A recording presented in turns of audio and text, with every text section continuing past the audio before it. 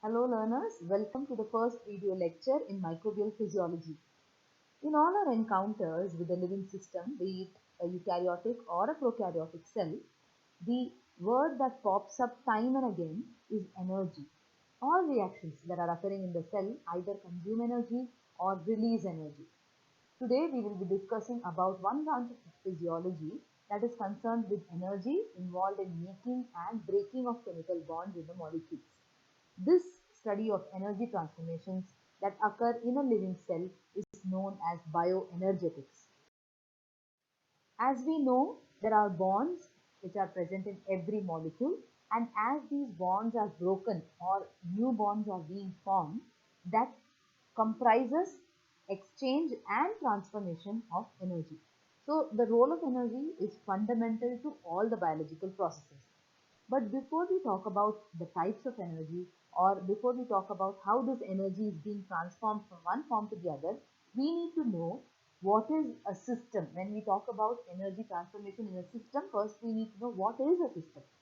So a system is any substance, or the system is anything that we are going to study. Whatever we are studying is known as the system. That it's up to us. It could be a person, it could be a microbial cell, it could be a tissue. Whatever is the point of study is known as the system, and whatever is present around the system is called as the surrounding. So we have energy exchanges happening between the system and its surroundings. So the item, or it could be a collection of items or things, what we are studying about or what we are interested in, that is called as a system, and everything that is around it is called as the surrounding. And together the system and the surrounding is known as the universe. So the system will vary from one study to another, and as the system varies, obviously the whatever is surrounding it also will vary. Ultimately, together the system and surrounding is called as the universe. Now, these systems can be of different types. What we need to remember here are open and closed system.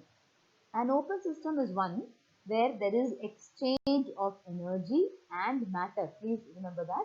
An open system is one wherein there is an exchange of energy as well as matter with the surrounding. So the system and surrounding are having a free exchange of energy as well as matter. A closed system, on the other hand, is one where there is exchange of only energy with the surroundings. Between the system and surrounding, there is only exchange of energy but not matter. That is called as a closed system. There is also something known as an isolated system, wherein there is absolutely no exchange of either matter or energy with the surroundings. That is called as an isolated system.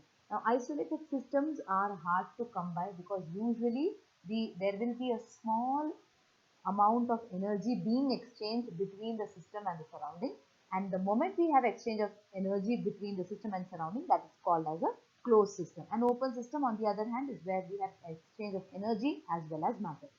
So a cell, like every other organism, is an open system because continuously or constantly there is exchange of energy and matter between the cell and its surroundings, or between the organism and its surroundings.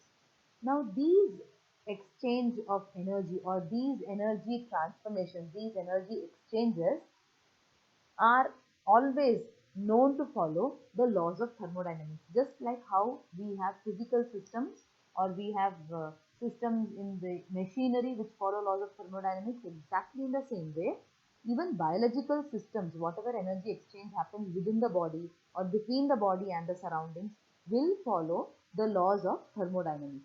So what we will be doing next are the laws of thermodynamics and how they are helping us to study the bioenergetics. Now, before we talk about the laws of thermodynamics, I would just like to bring your attention to two different types of energy. So, energy, like we know, is of various types, but there are important ones, two important ones in biological systems. One is kinetic energy. The energy which is associated with an object's motion is called as kinetic energy. So, when a cell is moving around in its system, in its surrounding, or when a biological organism, an animal or a human being is moving around, that energy which is associated with the motion of a particular system is called as kinetic energy. And then we have chemical energy, which is the energy that is stored in the chemical bonds. So the every molecule will have bonds in them, and these bonds will have some chemical energy stored in them. That stored energy, or that energy, is called as chemical energy, and this is a form of potential energy. So we have several more types when we talk about a physical system, for example, electrical energy, mechanical energy, but we will not go into the details of that under this video. Mainly what we are discussing about, or what we need to know about with respect to a biological system, is kinetic energy and chemical energy. Now coming to the first law of thermodynamics. So the first law of thermodynamics is dealing with the total amount of energy that is present in the universe. Please remember, when we talk about universe, it refers to the system as well as the surroundings. So the total amount of energy that is present in the universe is what our first law of thermodynamics is associated with.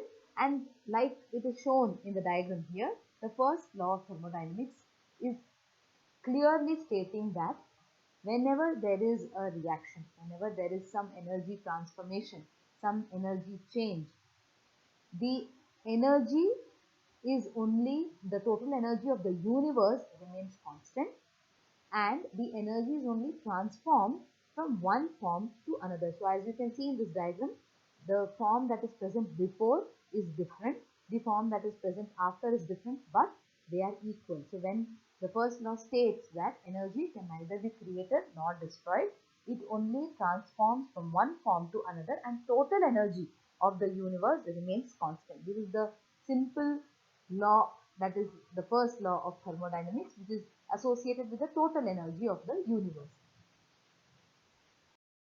You can see over here, this is a classical example to show the first law of thermodynamics. We have energy of the sun, which is being absorbed by the plants, and by the process of photosynthesis, it is being stored in the form of chemical energy, in the form of starch.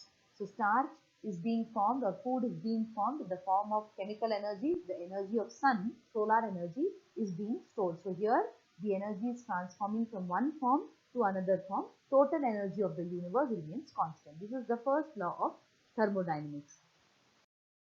Now when we see the second law of thermodynamics, it states that the entropy of the universe keeps increasing during all physical and chemical processes. So any energy transformation that takes place, or during every reaction, there is an increase in the entropy of the universe. Now when we say entropy, it means the randomness of a universe, which means, in other words, that a system which is, or the universe which is highly ordered, now becomes more disordered whenever there is a reaction, or whenever there is some kind of physical or chemical process that is occurring.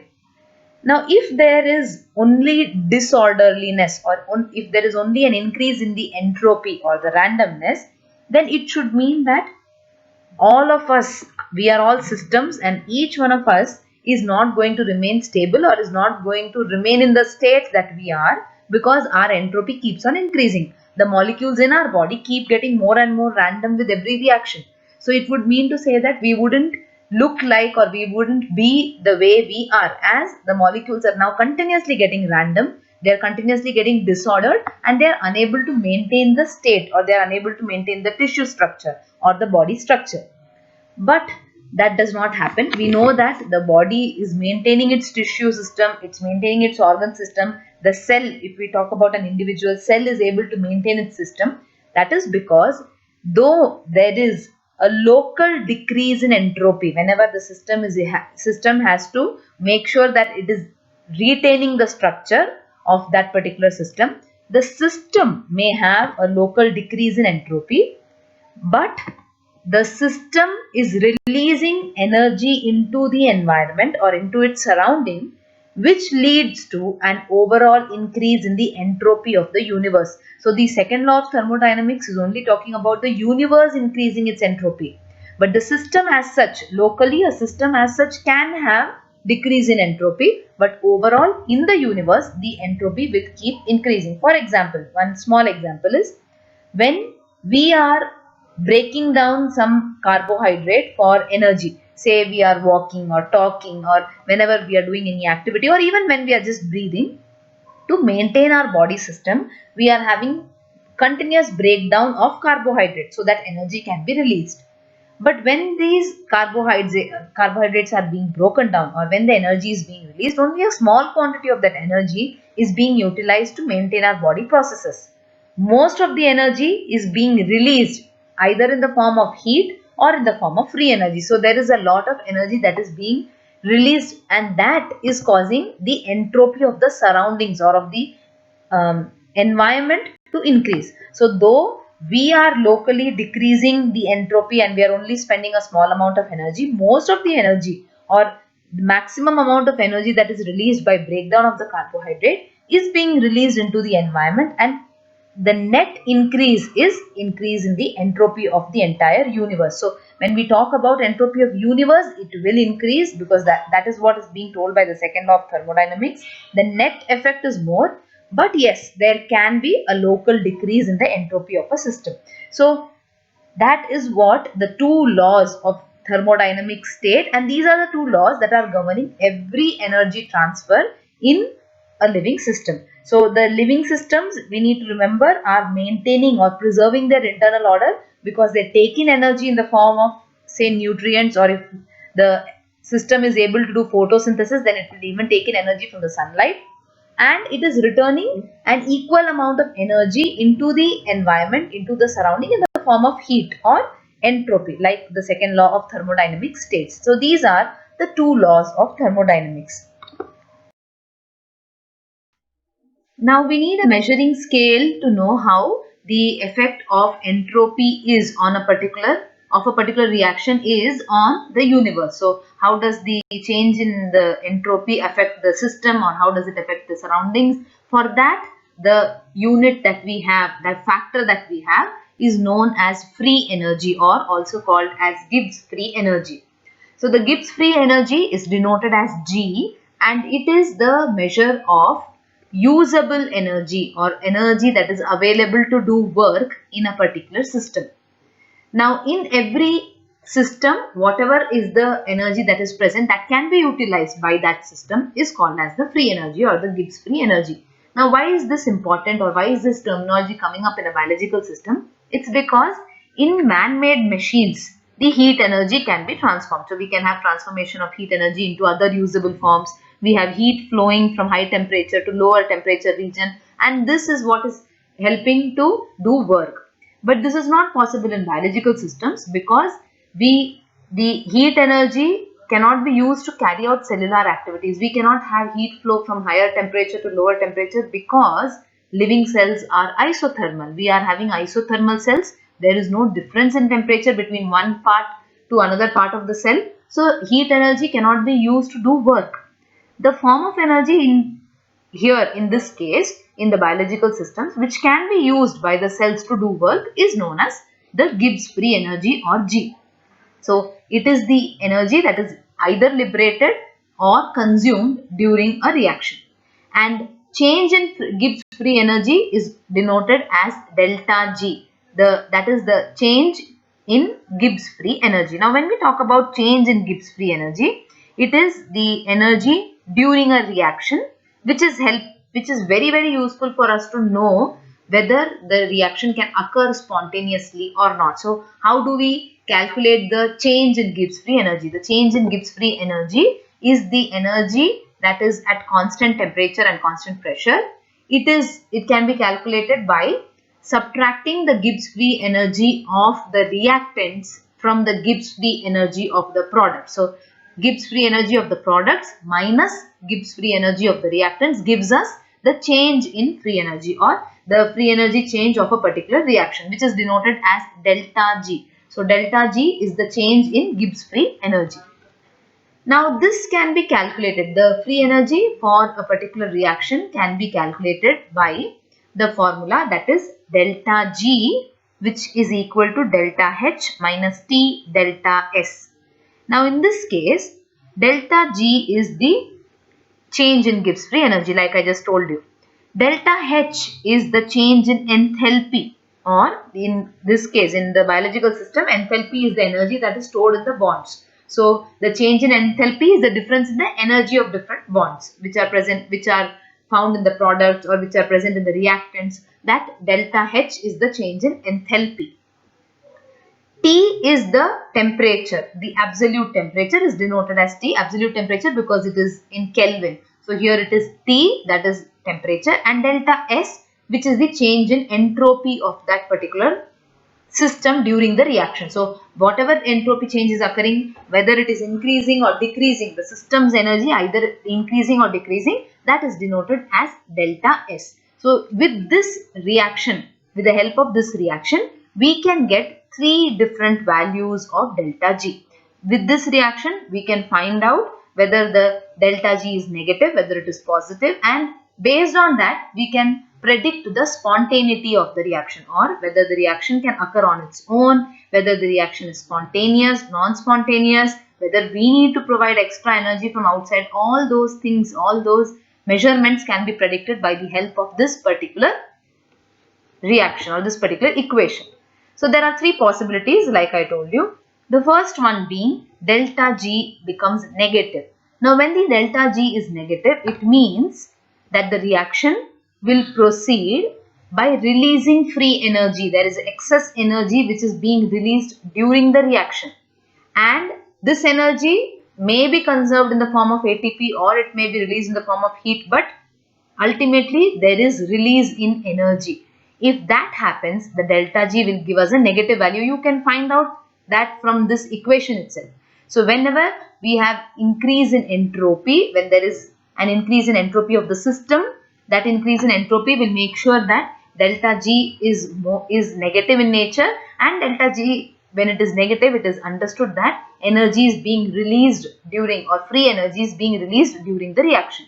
Such reactions where there is release of energy are known as exergonic reactions, and such reactions are spontaneous, which means they don't need an energy input. They will occur without any extra energy input. The second possibility is wherein the delta G is positive. In this case, the energy of the reaction is such a way that we need to provide energy to that particular reactant so that it can form a product. So energy has to be provided from outside, energy has to be supplied from outside. Those kind of reactions are called as endergonic reactions, where the delta G is positive and the energy is required for the external energy is required for the reaction to occur. The third scenario is wherein the delta G is 0. In this case, the reaction is at equilibrium. So it means to say that when the delta G is 0, it means that enthalpy, entropy, everything is equal and the reaction is at equilibrium. The forward and the backward reactions are occurring at the same rate, due to which the delta G is 0. So these are the three possibilities that can occur, which have been derived with the help of this equation.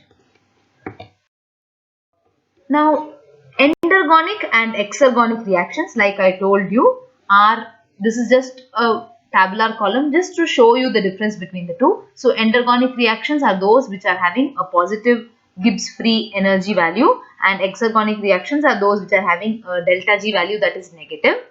And we know that in this case, in the case of endergonic reactions, the energy of the reactants is lower than that of the product. So the reactants need energy for the formation of the product, whereas in case of exergonic reactions, the energy of reactants is higher, so they don't need energy, they in fact give us energy. In this case, in case of endergonic reactions, entropy of the system is decreasing, whereas in case of exergonic reactions, entropy of the system is increasing. Please make a note here, the system can have increasing or decreasing entropy, but the universe entropy will increase. And endergonic reactions are always non-spontaneous because they are waiting for some molecule to give them energy, whereas exergonic reactions are spontaneous as they are releasing the energy. Now, before we go into the coupling of endergonic and exergonic reactions, we also need to know about standard free energy change. So this is same as the free energy change that we studied about delta G. It is just that this standard free energy change is measured at, or it is determined at, standard conditions of concentration, standard conditions of pH, pressure and temperature. When all of these factors are kept constant and they are kept at standard conditions, then when we measure the free energy change, that is called as standard free energy change, abbreviated as delta G naught. The concept of energy coupling. In the biological systems, this is a very, very important concept wherein the endergonic reactions that require energy are coupled with, are occurring simultaneously with a reaction that is releasing energy, that is an exergonic reaction. So this concept is called as energy coupling, wherein an endergonic reaction is coupled with or is associated with an exergonic reaction. So exergonic reaction wants to give out the energy. That giving out of energy is immediately taken up by the endergonic reactions, and both of them are happy because they are occurring together. This example that is shown over here is one of the simplest examples that you will be encountering repeatedly during your physiology classes.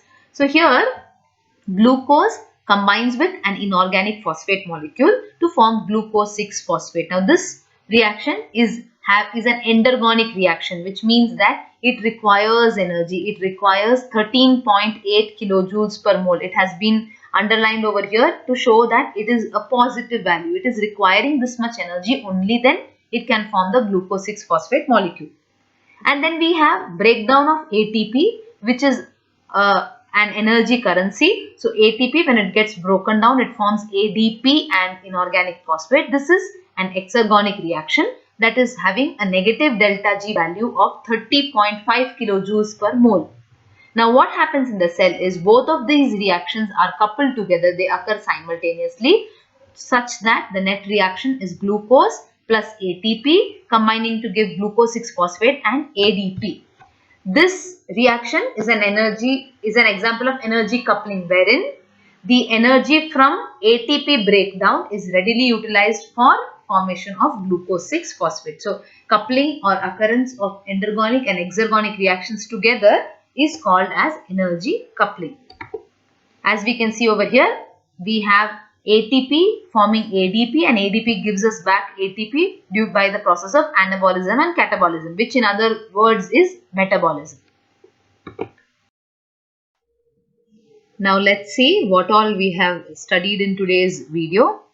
First, we refreshed our memory on the different laws of thermodynamics. So the first law states that energy can neither be created nor be destroyed. It just transforms from one form to another.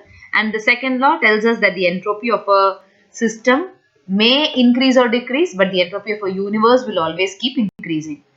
From there, we moved on to the concept of free energy, because we know that when the entropy is increasing, there is difference in energy that is happening. Either energy is being taken in or it is being released by a system. And this energy, which is available in every system to do work, is called as free energy. When we say every system, it is restricted to the biological systems. This energy, if it is being released by a particular reaction, then we call that as an exergonic reaction. And if it is being taken in by or consumed by a reaction, then we call it as an endergonic reaction.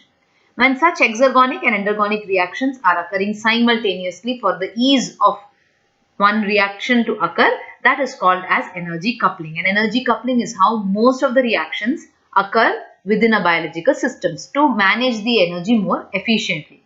These are the topics that we have dealt with today. In the next class, we will be talking about the energy-rich compounds and how they are helping a cell to function. I hope all of you have understood today's video. Thank you.